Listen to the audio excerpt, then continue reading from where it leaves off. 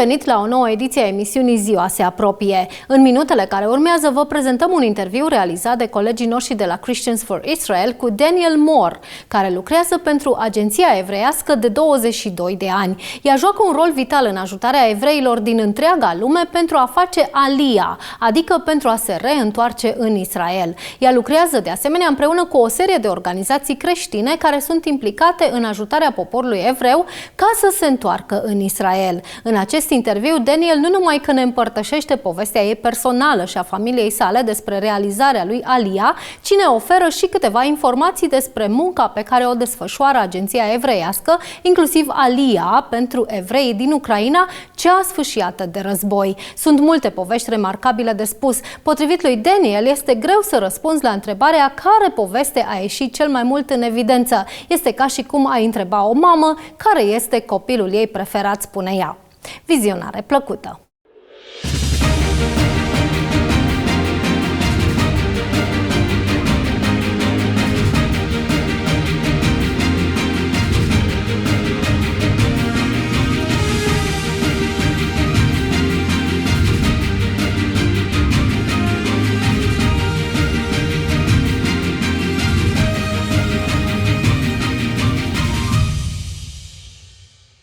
Welcome at this Christians for Israel live stream, and tonight our guest is somebody who works at a Jewish agency for Israel and who in that capacity is working night and day to help Jewish people to make aliyah, which means to return to Israel. Her name is Danielle Mor. She is born in the United States but lives already for many years in Israel.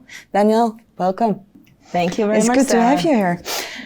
First of all, you have been involved in the aliyah for many years. What is the most remarkable moment in all those years that you have worked for the Jewish agency?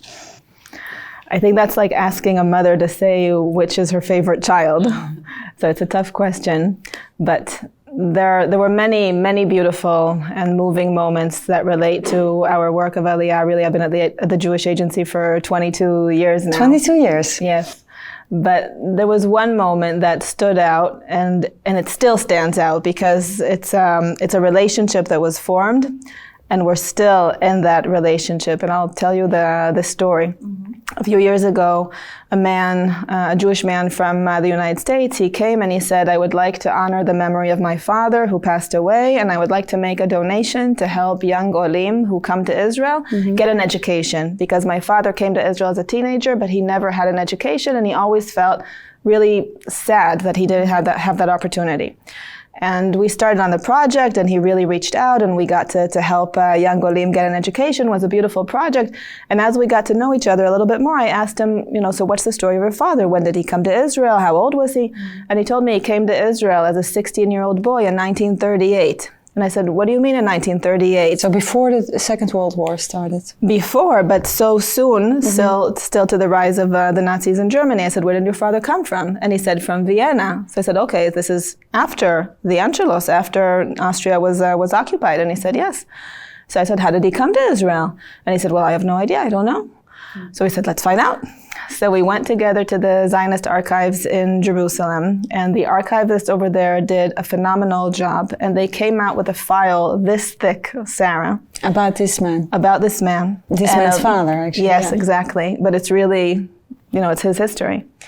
And that file told, page after page, it told the story of how as a young boy in Vienna, he was all alone. His mother had died. He was left trying to evade the Nazis. And at some point, he was found by a youth movement that was connected with a Jewish agency. And he was then brought to Israel on one of the youth aliyah ships that the Jewish agency purchased in those years and placed in a kibbutz. And it really, page after page, told the story of what happened to him. It had entire articles that his father wrote as a teenager, sharing his dreams and his aspirations. And the son that was looking at these pages, looking at the handwriting of his father, pages that were written 70, almost 80 years ago, he just couldn't believe it, and he was crying. Because he didn't know that. He didn't know it. A man in his 60s was crying. And we were all crying at some point. Yeah. And it just made you realize, you know, in Judaism we have a saying, medor lador, from generation to generation, how you pass on.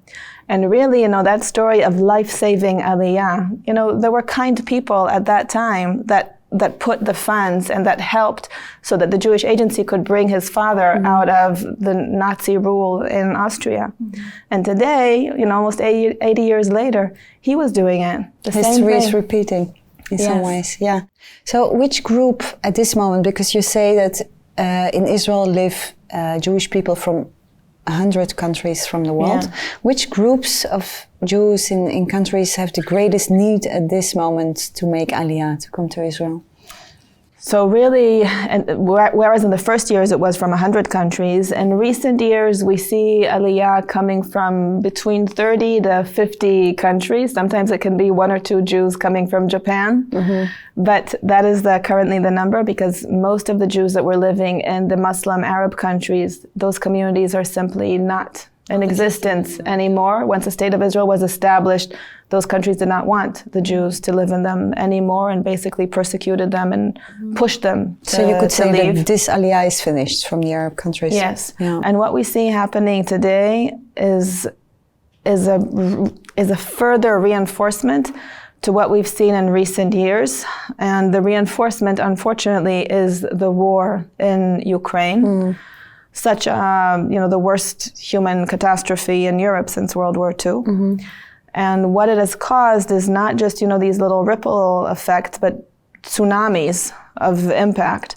And what we see now is that the most dramatic aliyah is from Russia, Ukraine, somewhat of the surrounding countries are being impacted, and also, of course, at this time, Ethiopia.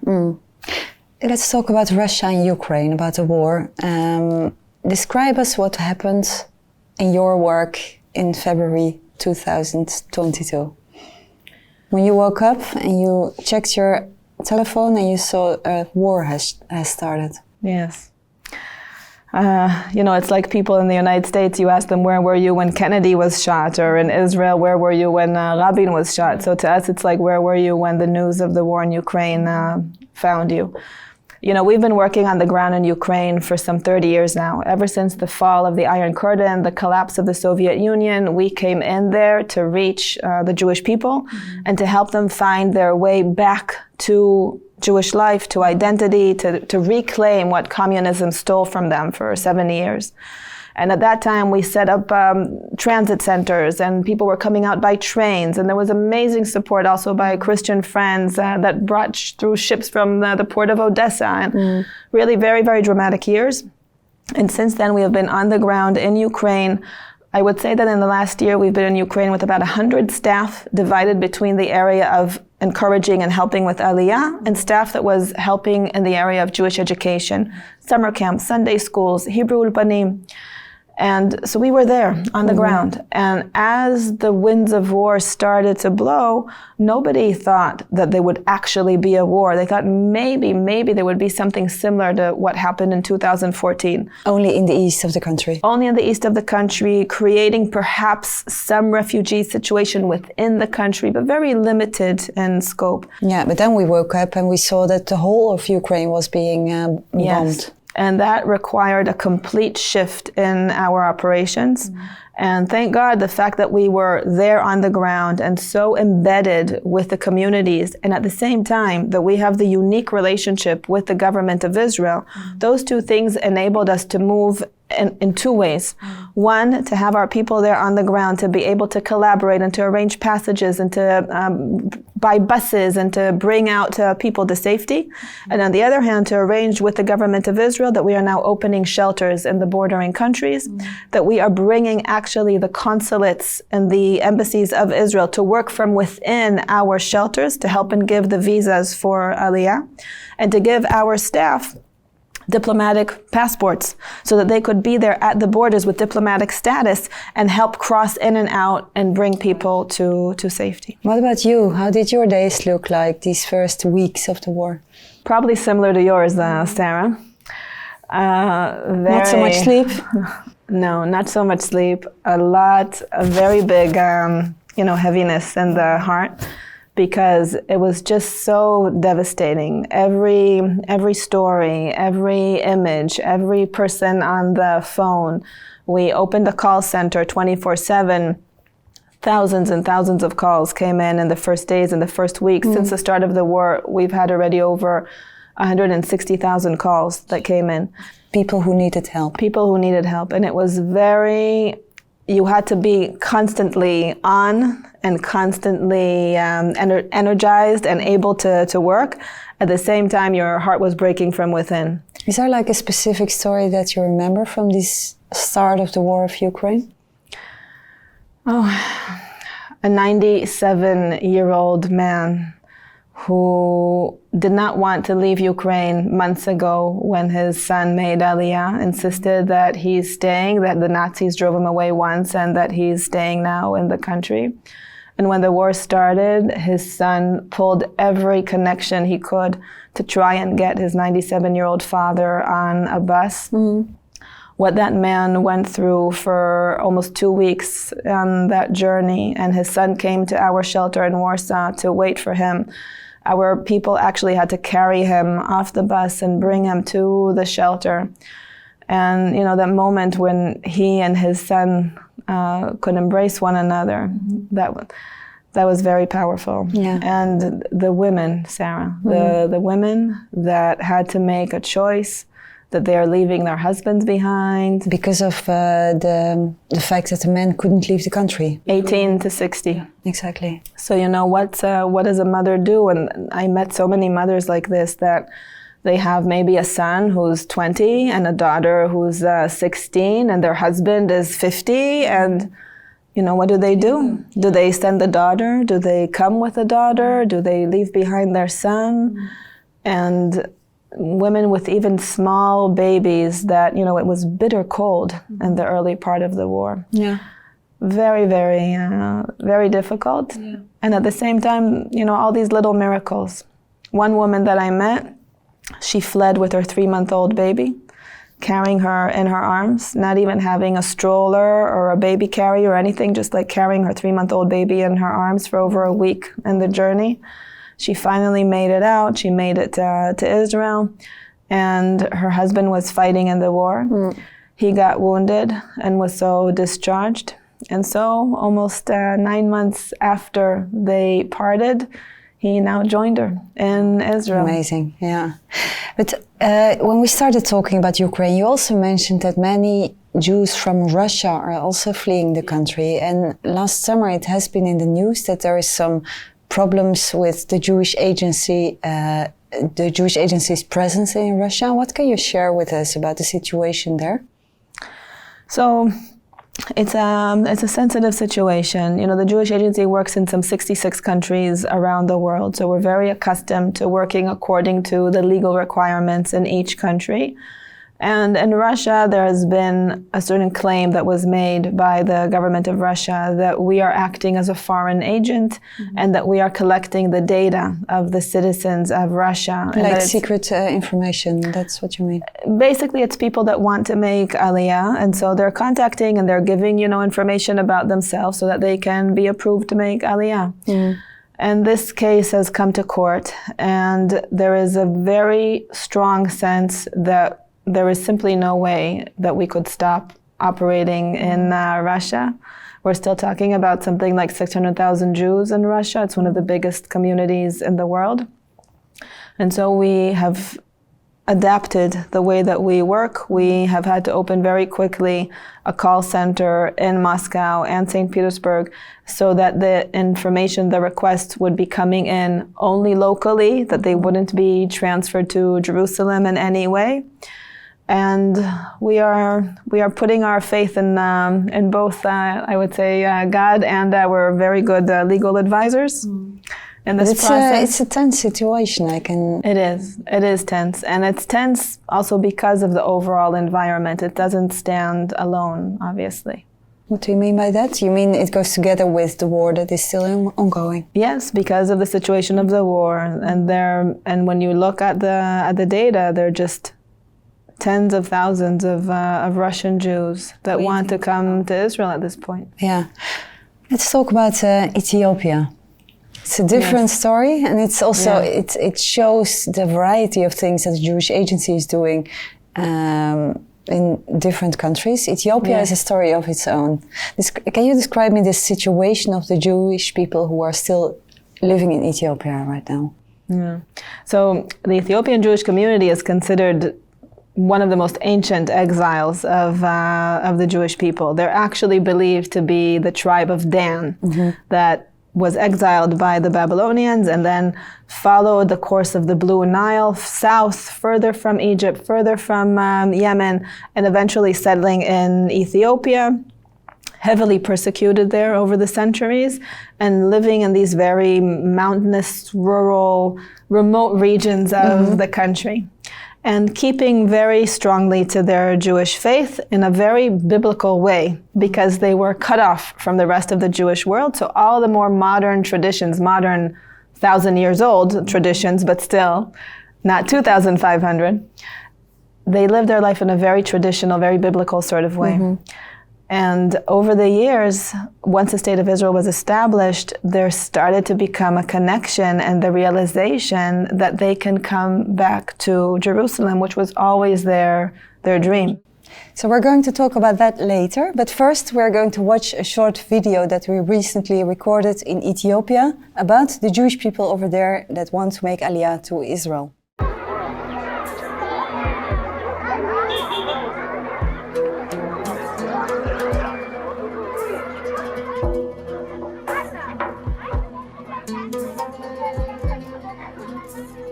In Ethiopia, thousands of Jews are waiting until they are allowed to return to Jerusalem. In their own country, these Jews are called the falashas.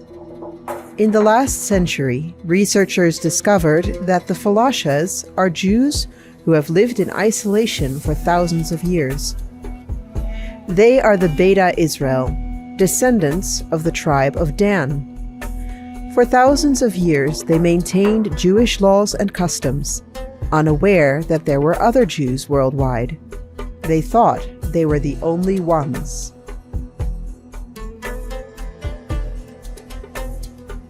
The falashas are outsiders in Ethiopia, outcasts, a tribe with no land of their own, a people without their own king, a faith without a city of their own, but with a great longing that they continue to cherish for centuries, to one day be allowed to return to the land of their ancestry, the promised land of Israel, to return to the holy city of Jerusalem.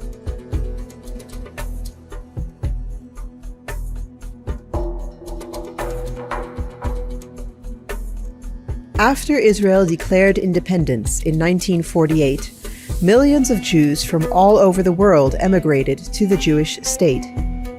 They returned to the ancient land of their ancestors. But not all Jews came. For the falashas of Ethiopia, it was not yet that time. Many of them are poor and simple farmers in the countryside, cut off from the news, far away and isolated from what is going on in the world. They were unaware of the Jewish state, fighting its way through history.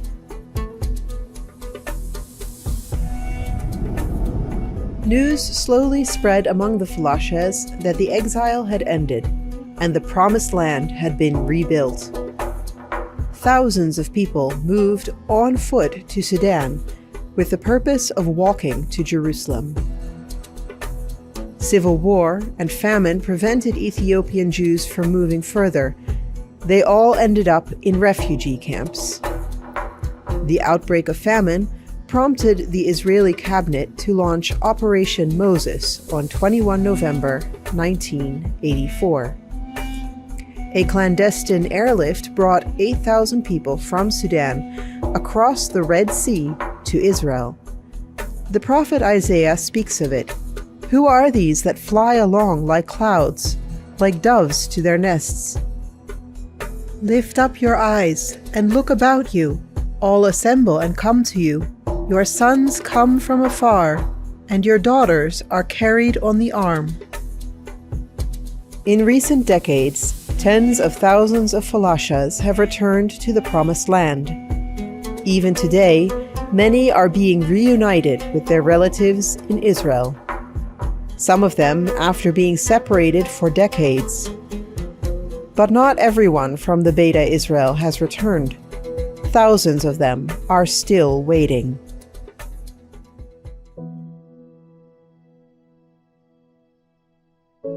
Agari lives in the slums of Gondar with her husband and 6 children. The family is extremely poor and has been waiting for years for their return to the Promised Land. ተቀማጭ ጎንደር ከተማ እኔ እስራኤል ሀገር ለመሄድ እፈልጋለሁ ለጓጓለሁ እህቶችን ለመገናኘት እዚህ ውድ ዘመዶችን ውድ ወገኖችን ለመገናኘት እፈልጋለሁ እና አሁን እህቶቼ ጋር ለመገናኘት እፈልጋለሁና እስራኤል ሀገር ለመረሰዳለሁ እዚህ ተቀማጭ ጎንደር ከተማ ገነት ታርገበይ እና በፊት ደን በቃ መጠነቀምጠን ነበር ቸገረን የቀን ሰራተኛ ብንልም ቸገረን በሩሾ በዛመኛ ተሰቃየነ ሀርነን ወደ ሀገራችን አሁን ደግሞ ተመልሰን መጣነ አዚ ችግሩ ስቅይቱ መከራ ነው በቃ ሆም ችግር ነው ራሱ እንደዛ ስለሆነ በቃ ሀገራችን ለመሄድ ወህቶቼ ተወገኖቼ ለመደብለቅ እፈልጋለሁ። Selina has been living in Israel in Beersheva for 15 years. She is waiting for her sister Agari to get permission to come as well.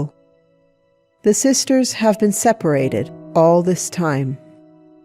كان أي مشل عدين بإثيوبيا وأخوتي أي مشل بإثيوبيا وأخوتي جام بأخشلي عدين كملوا قالوا لي بمد أني لا مشلي لا أخوتي تنقعد ميود بيجنا لو رايتي أباشلي كي نفتح قامك شافي إمي ما حزبها لي لا إما إم نفتح ما هي بلي مش بهانا بو يود كاشن تقولي بمت تقولي لا ريت تبدوكو تعيخي الشام إفوي هي جهرة إفوي إفلو إن بو على ريت بابا على كوري يوشان إلا ميتا إلا كلو كاشلا شام شموني الفاشوت بمت كاشلا هاتي سلاينو طلعت بالالت በቃ አብረን ስንኖር ትንሾሽ እንደሽና እንደሽ ማለት የተለያየ እንደሽና እንደዚህኛው ማለት ነው የተለያየነ ስንለይ እንደሆ ተጠማያለሽ እንደሆ ትነፈቀኛለሽ አብረን ስንጫው ስናወራ እንደነበረው እንደሆ ነው መጠመኝ እንደንጨት እንደንጀራ ምትረበይ እቴ ትናፍቀኛለሽ ለመገናኘት ተሳሳለሁ ስለማያት በቃ ስተማያት ድረስ እንትንላለኝ አስባለኝ እማ አخته ጋር የነበረው ጥሩ ነበር አብረን እየተጫወትን እየተደባደብን እንደ ኩታራ ያን በቃ እንደዛነት አብረን እየተጫወትን ውሃ እየተራጨን ያደግነ አሁን ግን በእኔም ትንሽ ከፍተኛ ለእሷ አዛብ በመሆኗ እሷ እኔ ከዚህ በማኔ ሄጂ ግማሽ በቃ በጣም እንትን ነው የሚለኝ ከመዚህ ከባድ ነው እናትና እህት ወንድ መዛው ነው ከባድ ነው በጣም ካሽ በዝራት ተሸም ታሞ ማላቂ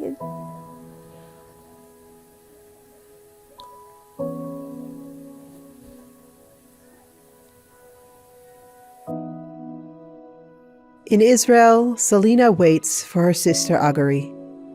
They are not the only ones, as thousands of Jews in Ethiopia are waiting to be reunited with their families in Israel. Will you help in bringing them home?